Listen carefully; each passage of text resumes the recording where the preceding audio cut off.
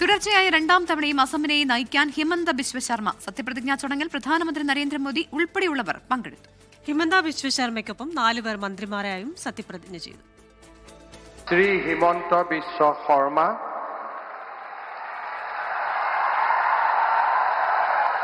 ഈശ്വৰৰ নামত শপত লওঁ যে ഖാനാപാറ വെറ്റിനറി കോളേജ് ഗ്രൗണ്ടിൽ നടന്ന ചടങ്ങിലാണ് തുടർച്ചയായ രണ്ടാം തവണയും അസം മുഖ്യമന്ത്രിയായി ഹിമന്ത ബിശ്വ ശർമ്മ സത്യപ്രതിജ്ഞ ചെയ്തത്.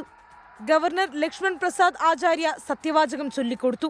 പ്രധാനമന്ത്രി നരേന്ദ്രമോദി, ആഭ്യന്തരമന്ത്രി അമിത്ഷാ അടക്കമുള്ളവർ ചടങ്ങിന് സാക്ഷ്യം വഹിച്ചു. ഹിമന്തയ്ക്കൊപ്പം BJPയുടെ അജന്ത നിയോഗ്, രാമേശ്വർ തെലി, AGPയുടെ അതുൽ ബോറ, BPFന്റെ ചരൺ ബോറോ എന്നിവരും സത്യപ്രതിജ്ഞ ചെയ്തു. പുതിയ മന്ത്രിസഭയിൽ ആകെ 19 മന്ത്രിമാർ ഉണ്ടാകുമെന്നാണ് സൂചന.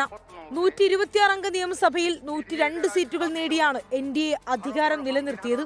BJP 82 സീറ്റുകൾ നേടിയപ്പോൾ സഖ്യകക്ഷികളായ അസം ഗണ പരിഷത്തും ബോഡോ ലാൻഡ് പീപ്പിൾസ് ഫ്രണ്ടും 10 സീറ്റുകൾ വീതം നേടിയിരുന്നു.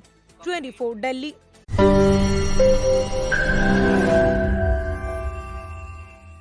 ലോകത്തെവിടെയായാലും ഏത് സമയത്തും 24 വാർത്തകളും ഓഗ്മെന്റഡ് റിയാലിറ്റി പാക്കേജുകളും എക്സ്പ്ലെയിനറുകളും വിശദമായി കാണാൻ ഞങ്ങളുടെ യൂട്യൂബ് ചാനൽ നിങ്ങൾക്ക് സബ്സ്ക്രൈബ് ചെയ്യാം.